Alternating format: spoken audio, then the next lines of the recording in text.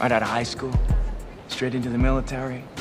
Realized you'd never be all you thought you could be, and that's how you ended up. Better tell your boyfriend to back off.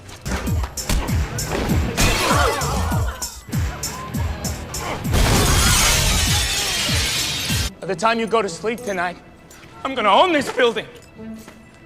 In a conflict zone in Iraq, a group of al-Qaeda militants has taken several American soldiers. A Marine named John Triton observes the situation unfold from a distance. His superiors order him to wait for backup before taking action. But when John sees that the soldiers are about to be executed, he decides to ignore orders and step in. He bursts into the room where the hostages are about to be executed and quickly eliminates the entire enemy team, rescuing the hostages. The next day, John is called in by his colonel and given a letter of resignation for not following orders. John tries to explain the situation, but the colonel thanks him for his service, commending him as one of the best, and sends him home. I'm a Marine. One of the best. Remember that.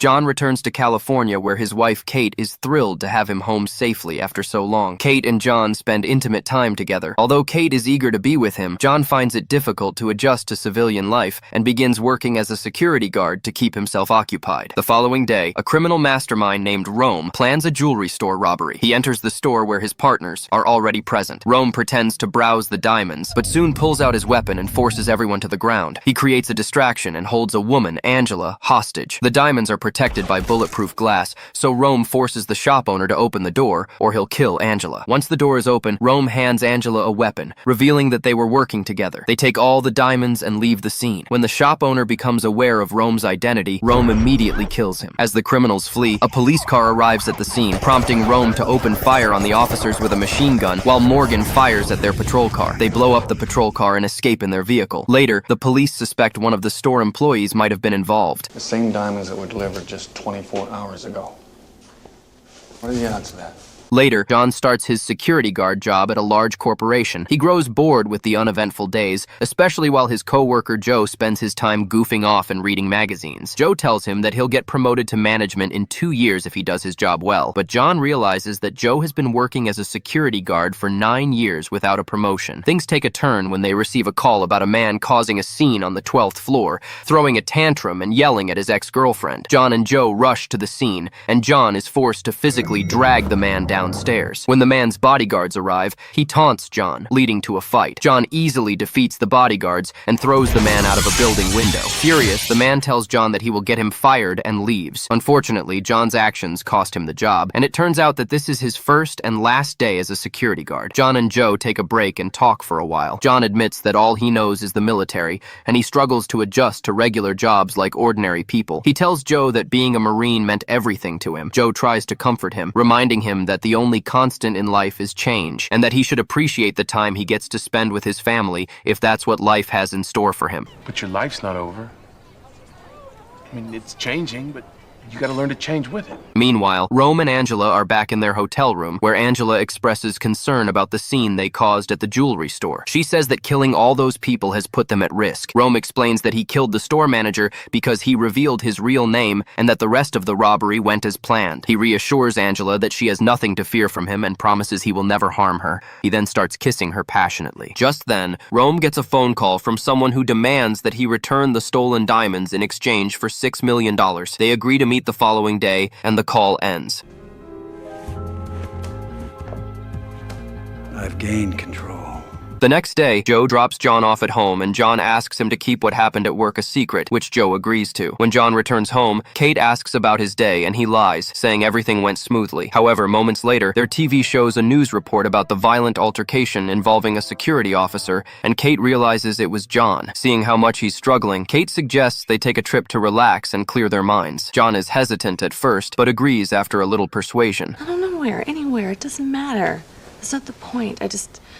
I've been thinking a lot about it. The next day, Morgan picks up a car from a repair shop for the group. The man suggests that Morgan take a minivan, but Morgan sneaks away with a brand new Cadillac. Elsewhere, John and Kate begin their trip to the mountains. After driving for a while, they stop at a gas station to grab some snacks. Coincidentally, it's the same gas station where Rome and his crew are stopping. John heads into the store while Kate stays in the car. While Rome is filling up the gas, a police car arrives, causing the criminals to become nervous. The officer doesn't recognize them and starts a conversation with Rome. The others watch the the situation from inside the store. As Rome is talking with the police officer for no apparent reason, Morgan becomes anxious, walks up behind the officer, and shoots him in the head. With no choice left, Rome opens fire on the other officer.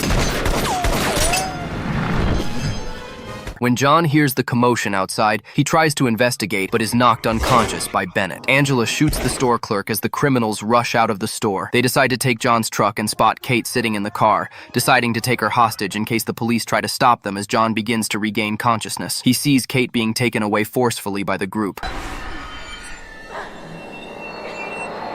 When he manages to pull himself together and stand up, Morgan shoots at the gas tank, causing a massive explosion at the store. Miraculously, John survives the blast without injury. He quickly gets out and sees the criminals driving away. He helps the injured officer inside the car, gets into the police car, radios for backup, reports the situation, and begins following the criminals. 4 men, 1 woman, headed southbound on I-95 in a black Navigator. Rome realizes John is following them and instructs the others to open fire on him. The criminals continue to attack John, but his military training makes him unfazed. Rome then tries to force him off the road, but John is persistent and follows them without hesitation. John chases the criminals while bullets rain down on him.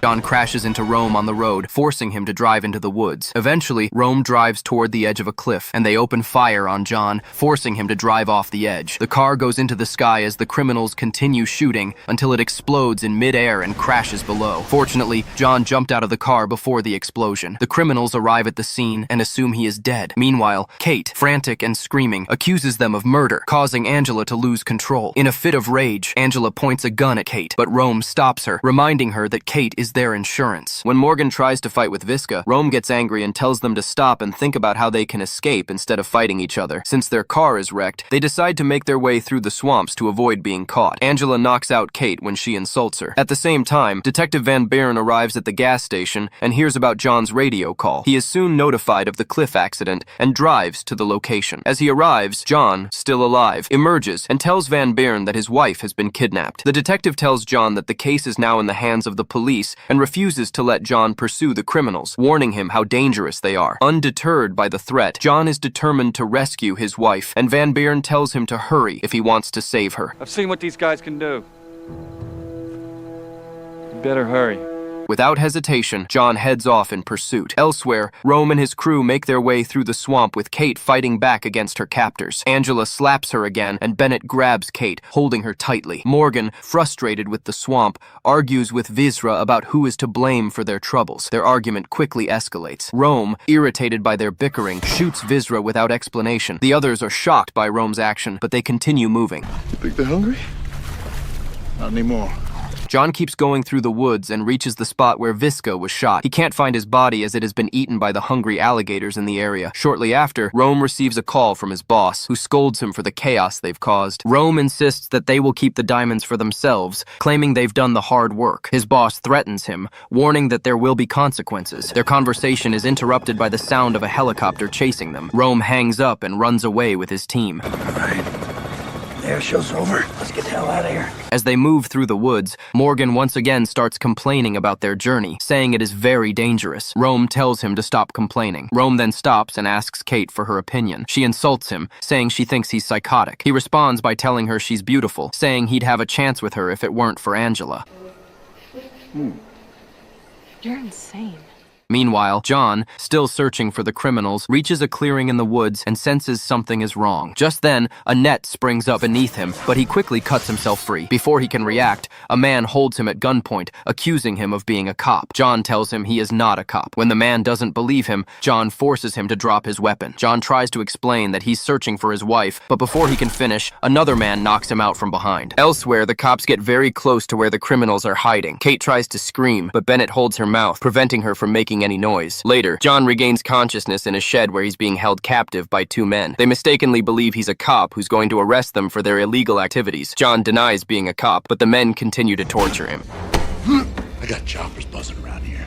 I got you sneaking up our asses. Eventually, John pretends to confess, claiming he is a cop and that his colleagues are tracking him with a GPS. The men panic upon hearing this, giving John the opportunity to overpower one of them. He quickly jumps and breaks the chair he was tied to, freeing himself. He then knocks out one of the men and starts fighting the second. After a violent struggle, he manages to defeat the second man and escape. John finds himself back in the forest, though he has lost sight of Rome and his wife. Undeterred, he keeps moving forward and reaches a river where he spots Rome and his gang entering an abandoned hut with Kate. Inside, the criminals realize the electricity is out. Rome orders Morgan to look for a generator to power the place. What if there's some guy out there with a hockey mask and a hatchet? Morgan refuses, scared of the whole situation. He then brings up a childhood memory, mentioning an embarrassing thing he did. The group laughs at him. Morgan finally agrees to look for the generator and goes out. He finds the generator and turns it on. John sneaks up behind him and the two engage in a fight. Morgan hits John with a bottle, but John manages to kill him with a blade.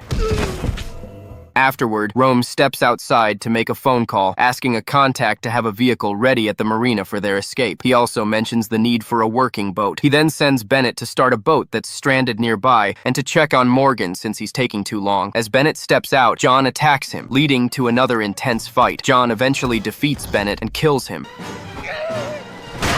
He hides both Bennett and Morgan's bodies beneath the hut. At the same time, Detective Van arrives at the scene. He tells John to let the cops handle it from there, but John refuses. With no other options, Van gives John the freedom to handle things his way. I gotta do something, and I gotta do it now. John turns off the electricity as a diversion, allowing Kate to escape the hut. However, Angela catches up with her, and the two fight intensely. Kate manages to overpower Angela, but Angela recaptures her using the weapon she was holding.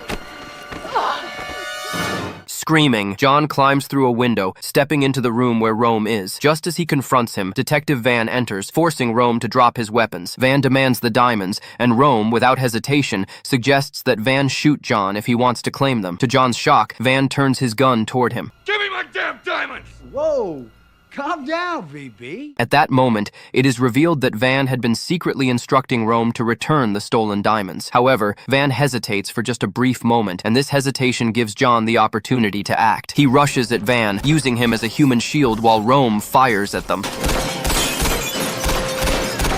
After the chaos, Rome manages to break free from the confrontation and reunites with Angela, who is still holding Kate captive. In an effort to cover their escape, Rome fires at a nearby fuel tank, causing the entire shack to explode. John barely escapes the blast by jumping through a window and landing in the river. As he surfaces from the water, a Coast Guard officer attempts to arrest him. John overpowers the officer, takes his boat and gun, and speeds off in pursuit of the criminals. Meanwhile, Rome, in a desperate move, steals Detective Van's car and drives away. The police quickly track him down, and he is forced to abandon the vehicle. Angela, now on foot and running out of options, approaches a truck driver on the road, asking for a ride. However, she kills him shortly after, and they continue their journey without hesitation. While still on the boat, John hears a report on the radio about the truck driver's murder. His mind races, remembering the conversation he overheard between Rome and his contact earlier. Suspecting they are headed to Rita's marina, John follows the trail. Upon reaching the marina, he spots Rome driving a truck and quickly climbs aboard. With determination, John grabs Angela by the neck and throws her through the truck's windshield, killing her instantly and spilling the stolen diamonds all over the ground. In an effort to shake John off, Rome drives the truck into a line of shacks. Despite the violent attacks, John manages to hold on for a while, but eventually he is thrown from the truck, which crashes into a building, leading to a massive explosion. Rome, seeing that he can't drive the truck anymore, abandons it, leaving Kate handcuffed inside. John, relentless in his pursuit, rushes after the truck, which has crashed through a building and into the river. He finally confronts Rome in a fiery warehouse. The two engage in an intense and brutal fight, with John inflicting severe damage to Rome. Eventually, John overpowers him and throws him into the flames. As John turns to rescue Kate, he sees her trapped inside the sinking truck. Without wasting a moment, John dives into the water, pulls her out, and performs CPR. After several attempts, Kate begins to breathe again, slowly but surely. Just when they think they are safe, a horribly burned Rome reappears. Attempting to strangle John with a chain, John fights back, grabbing the chain and using it to kill Rome by slicing his neck. With the danger now over, John and Kate share a tender embrace, their lips meeting in a kiss. As the police arrive at the scene, John, relieved and exhausted, says they should have gone to the beach instead. The two laugh together, grateful for the peace they finally found.